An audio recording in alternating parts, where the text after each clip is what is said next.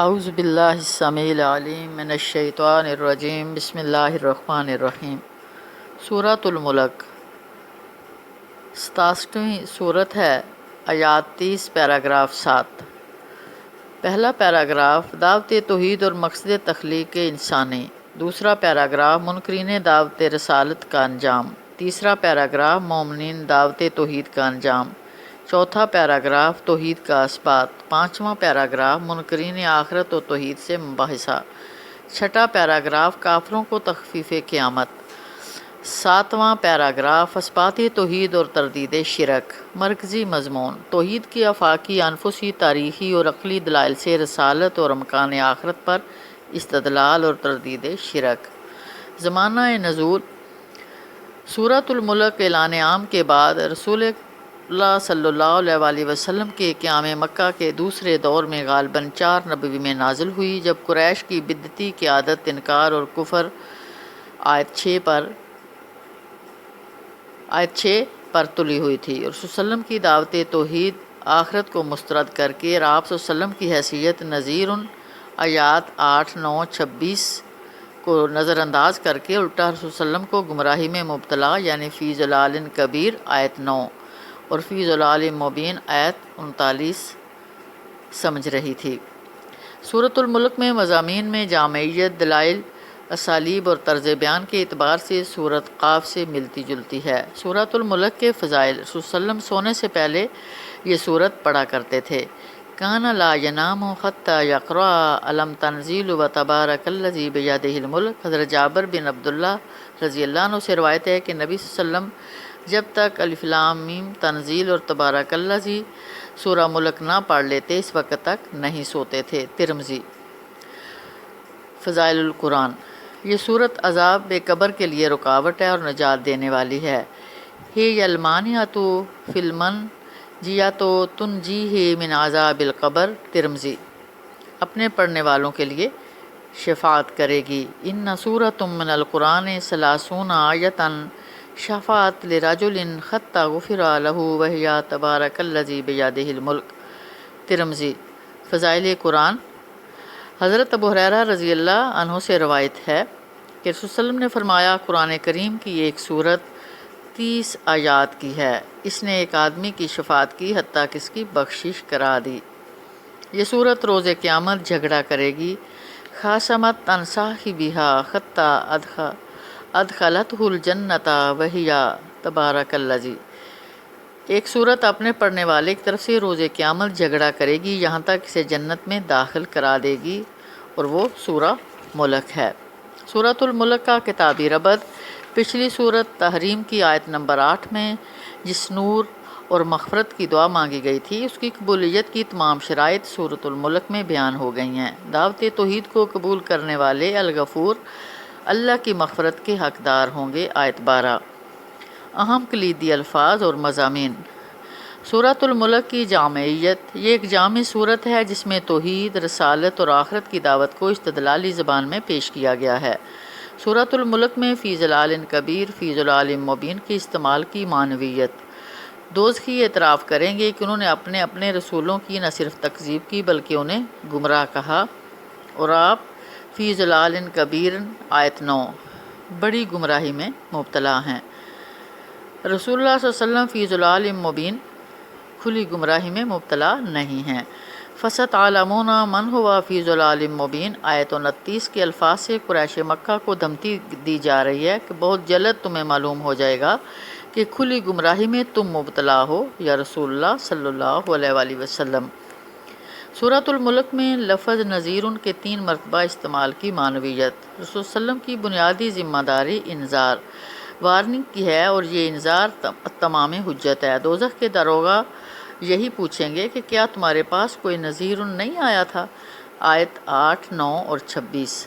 سورۃ الملک میں سوالیہ اسلوب سے غیر اللہ کی تحقیر: اس صورت میں من کون کے الفاظ سے کئی مرتبہ من دون اللہ غیر اللہ کی تحقیر کی گئی ہے اور اللہ کی عظمت و قدرت ثابت کی گئی۔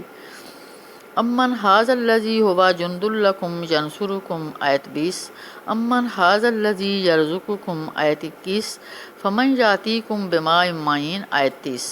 ان سوالات کا مقصد تردید شرک ہے، اللہ کی قدرت کا اقرار کرانا اور غیر اللہ کی بے بسی اور بے سروسامانی ثابت کرنا مقصود ہے۔ سورۃ الملک کا نظم جلی۔ سورۃ الملک 7 پیراگرافوں پر مشتمل ہے۔ آیات 1 تا 4 پہلے پیراگراف میں دعوت توحید دی گئی اور بتایا گیا کہ مقصد تخلیق انسانی کیا ہے۔ کائنات کی باغ ڈور قدیر اور بابرکت ہستی کے ہاتھ میں ہے اللہ۔ عزیز غفور خالق ہے جس نے موت اور زندگی کے نظام کو انسان کی آزمائش اس نے عمل کے لیے وضع کیا ہے۔ اس آزمائش میں کامیاب ہونے والے کے لیے وہ غفور اور ناکام ہونے والے کے لیے عزیز ہوگا۔ اللہ کی تخلیق کردہ کائنات منظم اور مربوط ہے۔ آیات 5 تا 11 دوسرے پیراگراف میں منکرین دعوت رسالت کا انجام بتایا گیا۔ حقائق قرآن اور حقائق کائنات کا انکار کرنے والے دوزخی ہوں گے اور وہ دوزخ کی بھیانک آوازیں سنیں گے۔ آیت 7 منکرین کو دوزخ کے غضب اور دوزخ کے پہرے داروں سے مکالمہ کی تفصیل بتا کر ڈرایا گیا۔ دوزخ میں دخول کا سبب رسول صلی اللہ علیہ وسلم کی دعوت کا عدم سماع اور اس پر عدم تفکر ہوتا ہے۔ دوزخ میں دخول کا سبب نبی کریم صلی اللہ علیہ وسلم کی دعوت کا عدم سماع اور اس پر عدم تفکر ہوتا ہے۔ یہ دو الفاظ بڑے اہم ہیں کہ سنے گا ہی نہیں جب انسان تو پھر اس پہ غور و فکر کیسے کرے گا۔ آج ہمارے بہت سے لوگ قرآن کو آنکھیں بند کر کے پڑھتے ہیں۔ دوزخی نہ دعوت وحی اور دعوت پیغمبر کو توجہ سے سنتے ہیں اور نہ اس دعوت پر غور و فکر سے کام لیتے ہیں۔ وہ قیامت کے دن اپنے گناہوں کا اعتراف کریں گے کہ اگر غور سے سنتے اور غور و فکر سے کام لیتے تو دوزخی نہ ہوتے۔ لو کننا نسمع و نعقل ما کننا فی اصحاب السعیر۔ آیت 10 آیت 12 تیسرے پیراگراف میں ایمان اور بعمل لوگوں کے لیے مغفرت اور اجر کبیر کا وعدہ ہے۔ دعوت توحید، دعوت رسالت اور غیب پر ایمان لانے والے خاشی لوگوں کے لیے مغفرت اور اجر کبیر کا وعدہ ہے۔ ان الذین یخشون ربهم بالغیب لہم مغفرۃ و اجر کبیر۔ آیت 12 آیات 13 تا 17 چوتھے پیراگراف میں عقیدہ توحید کا اثبات کیا گیا۔ اللہ خالق ہے، مکمل علم بھی رکھتا ہے اور مکمل قدرت بھی، اس لیے لطیف و خبیر بھی ہے۔ جہری اور سری گفتگو بھی سن لیتا ہے، سینوں کے رازوں سے بھی واقف ہو جاتا ہے، اس لیے روز قیامت عدل و انصاف کے ساتھ فیصلہ کرے گا۔ اللہ تعالیٰ جس نے زمین کو رزق کا ذریعہ بنایا ہے، انسانوں کو اسی میں دنسا دینے کی قدرت رکھتا ہے۔ استغفر اللہ۔ آیت 16 اللہ تعالیٰ انسانوں کو آسمان سے طوفانی ہوا خاص بن بھیج کر بھی ہلاک کر سکتا ہے۔ آیت 17 آیات 18 تا 23 پانچویں پیراگراف میں جزا و سزا کی تاریخی دلیل ہے اور توحید کی آفاقی اور انفسی دلیلیں بھی ہیں۔ منکرین آخرت منکرین توحید سے مباحثہ ہے کہ منکرین آخرت کو تاریخ سے عبرت حاصل کرنا چاہیے۔ آیت 18 اقرار توحید کے لیے آفاقی دلیل الرحمن و بصیر، اللہ کے علم اور قدرت کے سمجھنے کے لیے آسمان پر اڑتے پرندوں کو پر پھیلاتے اور سکیڑتے ہوئے دیکھ کر عبرت حاصل کرنا چاہیے۔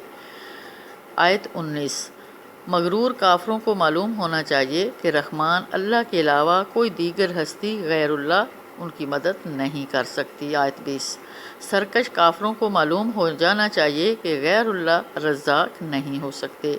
اللہ اگر رزق روک لے تو کوئی دیگر ہستی انہیں رزق فراہم نہیں کر سکتی۔ آیت 21 کافروں کو سوچنا چاہیے کہ کیا زمین کی طرف دیکھنے والا مادہ پرست آدمی اور توحید پرست صراط مستقیم پر گامزن آدمی، کیا یہ دونوں برابر ہو سکتے ہیں؟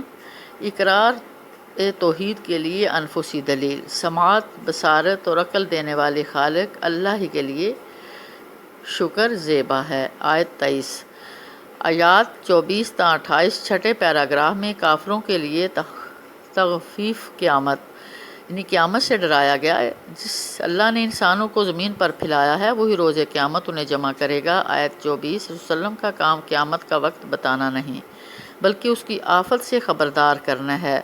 انما انا نذیر مبین۔ آیت 26 روز قیامت کافروں کے چہرے سیاہ ہوں گے۔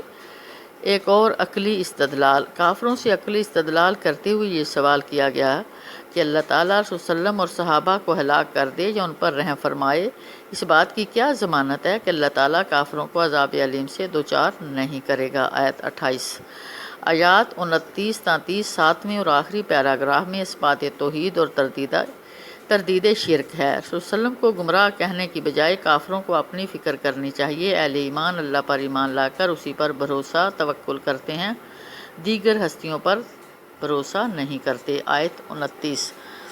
بہت جلد فیصلہ ہو جائے گا کہ رسول صلی اللہ علیہ وسلم فی ضلال کبیر بڑی گمراہی میں مبتلا ہیں یا مشرکین مکہ ضلال مبین کھلی گمراہی میں مبتلا ہیں۔ آیت 29۔ اقرار توحید کے لیے عقلی دلیل۔ آخر میں توحید کی ایک عقلی دلیل پیش کرتے ہوئے سوال کیا گیا، کافر ذرا یہی غور کر لیں کہ اگر اللہ تعالیٰ زمین میں پانی کی سطح واٹر لیول نیچے کر دے تو کون سی دیگر ہستی غیر اللہ انہیں صاف شفاف پانی فراہم کر سکتی ہے؟ آیت 30۔ تو وہ اس نتیجے پر پہنچ سکتے ہیں کہ اللہ رب بھی ہے اور کامل قدرت رکھنے والا قدیر بھی ہے۔ مرکزی مضمون توحید کے آفاقی، انفسی، تاریخی اور عقلی دلائل سے توحید، رسالت اور امکان آخرت کو ثابت کر کے شرک کی تردید کر دی گئی ہے۔ لہٰذا ایمان لا کر نیک عمل کرو، یہی زندگی اور موت کی ایجاد کا مقصد آزمائش ہے۔ آخر دعوانا الحمد للہ رب العالمین۔ صدق اللہ العلی العظیم۔